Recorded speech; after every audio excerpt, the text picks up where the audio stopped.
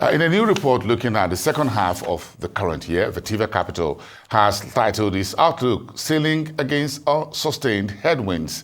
Joining me to discuss Nigeria's consumer goods sector is Oluebube Nwosu, is a consumer goods analyst at Vetiva Capital Management. Good morning.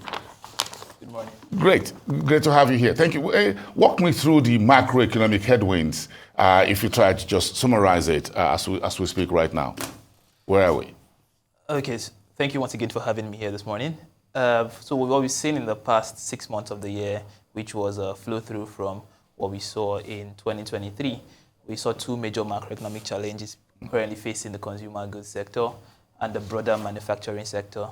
The first one being the Naira devaluation, which we could call the FX crisis, and the second one being sustained inflation. So we're currently at about 34%, and we've seen this inflation rate rise consistently for over the past year. And these two things are significant challenges to these companies for very good reasons. Many of these firms have to depend on foreign inputs, meaning they have to source for dollar, and then they have to import what they need to keep their factories, moving. And then they also have to deal with inflationary trend that's affecting their other local inputs, and as well as reducing the volumes that they can actually push out to the market, because all their customers, their consumers are facing thinner wallets. So these two challenges, there are other ones they've been facing over the years, right? But these two have been a lot more pronounced in the past year, and especially the past 6 months of this year. And so they are the most dominant headwinds currently facing the sector. So we've got what you call legacy issues. Yeah, we've also got legacy issues. We've got legacy issues. Then you've got it all raised much higher, tuned up. If you look at food prices, for example, over 1 year, according to MBS data, it's gone 200, nearly 300% on a year-on-year basis. So that's very huge. But again, when you look at the challenging environment and you look at the food, tobacco, and beverage, that sector grew 2.6% in Q1, according to latest data. What made that possible? So it's primarily driven by higher pricing across board. But it's still lower than what we saw for Q1 2023, where we had over 3% growth in the space. And ideally, it should even be more than that, given that Nigeria has a young population. So consumption should be growing at a much higher rate than we're currently seeing.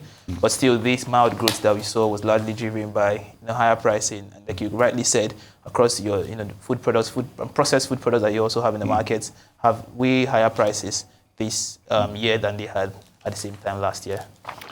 But how would you rank erratic power supply? Of course, that's a legacy issue. That's a legacy issue. Just but FX scarcity, inflation, multiple taxation took a whole bit of a different turn over the last 12 months, going to close to 18 months, in particular, just months before the elections last February, March or so, and then the new administration came in. So, and insecurity when it comes to these challenges. What's your top 5 key issues here? Key issues. So I think I'll start with the one that they're currently battling the most, and that will have to be insecurity has to be number one in terms of how it affects distribution. Because it's one thing to already know that you're battling power issues, you're already battling FX issues, but it's just another thing to have insecurity limit your market opportunity. So you're having issues where a product is selling for one price in one part of the country, selling for another price in another part of the country, not due to the fault of the manufacturer, but just because of insecurity that is affecting logistics. And then they have to also deal with the fact that if their products is no longer getting to every single part of the market, then there might be issues of counterfeiting their products. That's another major issue. So when it comes to volume, that's a huge one. But when it comes to the actual production itself, erratic power supply is a really significant challenge for them. Then when it comes to the overall business process, FX scarcity has to be number one. So they all have the different aspects of the business that it affects.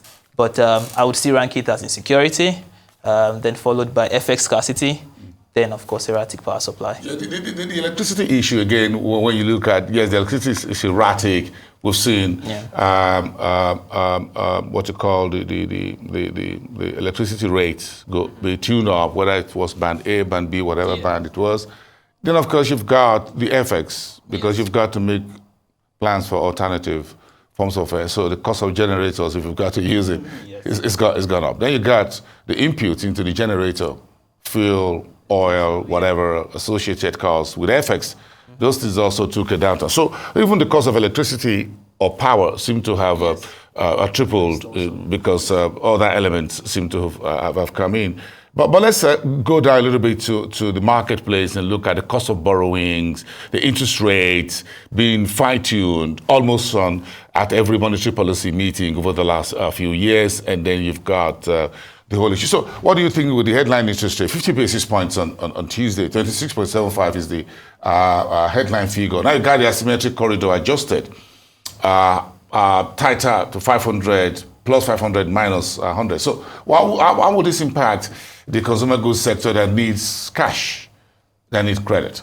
Yeah, so I mean, like you rightly said, the consumer goods space is heavily credit dependent to keep its working capital flowing. But what we see from the MPR is that it gives more of a direction rather than a point system in terms of their borrowing. So a good number of these firms are prime lenders. So whether it's from their bankers or from the capital markets, they get preferential interest rates on their borrowings. Nonetheless, we see that another hike in the MPR is definitely going to affect the direction in which the interest payments they make on their local debts is going. So definitely it's going to be higher, but still it's not going to be as significant as what is prevailing for many other players in the market as well. Also, a good number of them still have foreign loans, and those foreign loans are running, and that might even be more of an issue for those ones with significant foreign loans than maybe from parent companies and the ones for parent companies are still a bit better for them because they can always renegotiate those. Yes, or turn it into equity.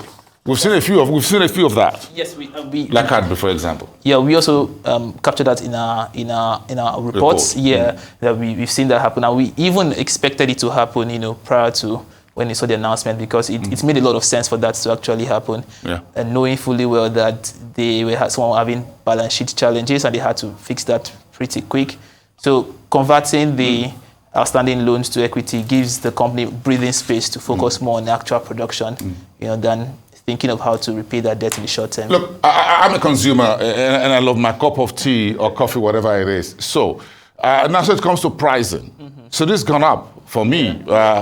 As a cup of, so I'm worried about, can these consumer goods companies, whether they're tea, coffee, food, beverage, alcohol, non-alcoholic beverages, can they continue to raise prices? Yes, they can continue. They can continue to raise prices. However, we do not expect it to be at the rate it's been in the past 12 months. No, we saw last year, early this year. Yeah, so we're not expecting it to still be as aggressive as that because they're primary drivers for these things. So we saw about 30% devaluation first last year, then we saw another 40% early this year. Yeah. Those are really significant movers. Then we also saw the inflation rate climb above 30%.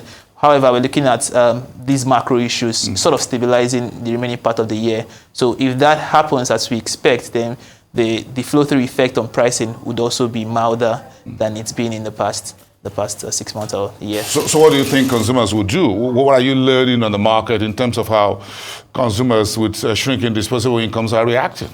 The focus now is on value products because, it's basic human instinct to think of survival first. So value products really means that what is the cheapest in the market that can still solve that particular need.